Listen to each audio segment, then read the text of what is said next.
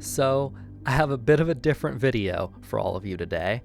We are going to be discussing a topic that might seem a little taboo at first, given that this is a Star Wars channel. We will be talking about the technology in Star Trek and how it compares to Star Wars. Specifically, I will be discussing the piece of technology that Star Wars has, which is far superior to Trek. Now, before I get into specifics, I do want to address the eternal debate and comparison between Star Wars and Star Trek, and frankly, why I've never understood it.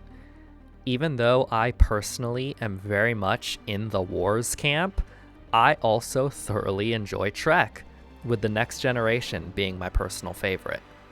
Furthermore, I've always thought that it's very strange to compare the two in the first place. With the exception of the fact that both franchises take place in space, I honestly don't see how they could be more different. I would go so far as to say that they shouldn't even be in the same category of fiction. Star Trek is science fiction, whereas Star Wars is science fantasy. Star Wars has never really cared about basing any of its technology or phenomena on scientific fact, and you wouldn't want it to either. Star Wars tells the story of the battle between good and evil, while Trek has always focused more on moral and ethical dilemmas in a technologically advanced society. Okay, now that I have that out of the way, I am going to admit something that as a Star Wars fan borders on blasphemy. In almost every way, the technology in Star Trek is superior to what we see in Star Wars.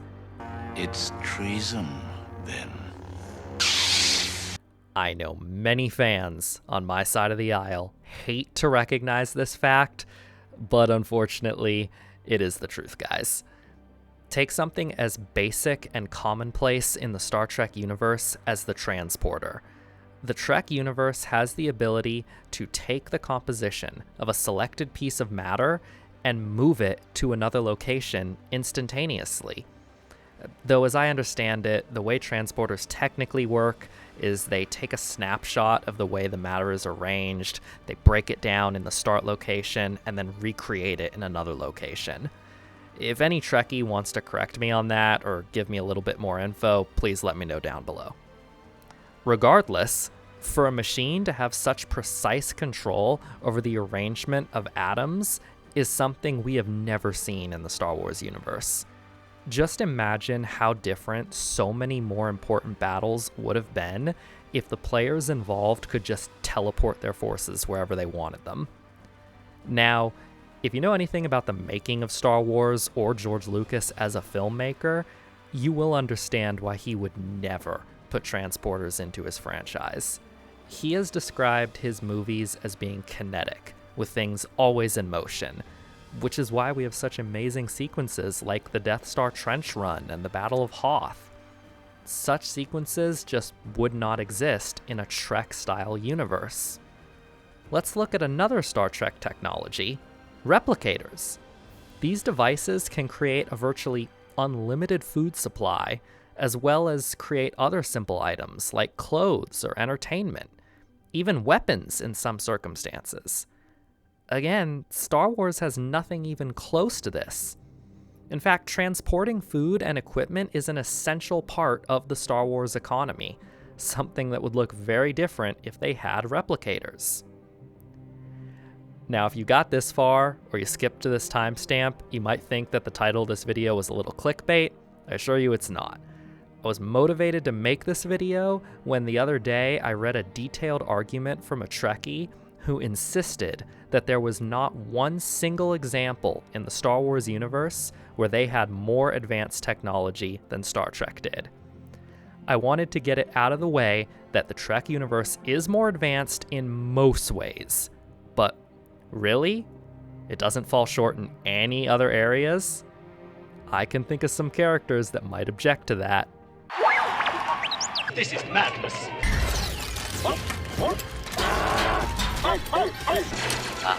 Roger.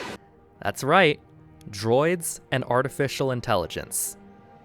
The Next Generation is the Trek show that I've seen the most of, and it's the one I love the most. And as anyone who has watched it can attest to, a major plot point throughout the series revolves around the character of Data, specifically how amazing it is that a piece of technology like him exists, and his quest to gain the ability to feel human emotions, something that he does eventually achieve, I think. Contrast this with the Star Wars universe. Droids exist quite literally by the billions, and almost all of them have emotions and distinct personalities as a result. Take our two favorites, R2 and 3PO. 3PO has shown that he can feel fear on more than one occasion, and R2 is the king of sass, though he has also shown his sadder side when the circumstances demand it. Let's also look at what it takes to build a droid. You don't need some advanced level of knowledge and decades of study like Dr. Soong. You just need the right tools. I mean, look at Anakin. This child was born into slavery with no access to quality education, and he had extremely limited resources. And he was still able to assemble a fully functional protocol droid. We have even seen droids form their own lives, with some living in service and others becoming feared bounty hunters. Some even decide to protect young children, after a little reprogramming, of course.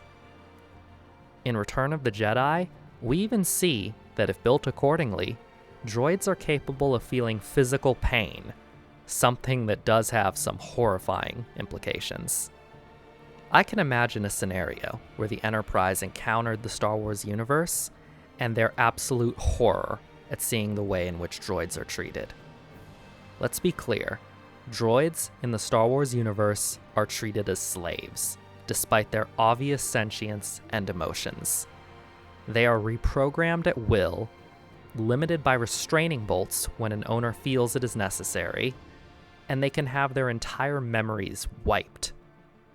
Even beloved characters like Obi-Wan and Bail Organa see no issue with the way droids are treated. One of the greatest episodes of The Next Generation, and arguably of any TV show ever, is The Measure of a Man, where Data's sentience and right to choose his own path is debated, with Jean-Luc Picard defending Data's rights as a Federation citizen. Such conversations do not occur in Star Wars.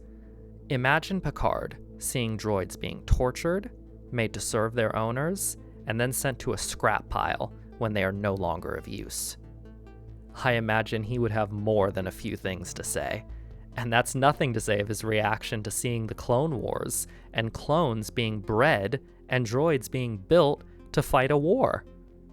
In fact, in the Star Wars universe, the Separatists made a point of the fact that they used droids as their soldiers to show that they were better than the Republic, which used living beings. I could see Picard arguing what on earth the difference was, since they were all sentient. So yes, in most cases, Trek technology is better than wars, but not all of it.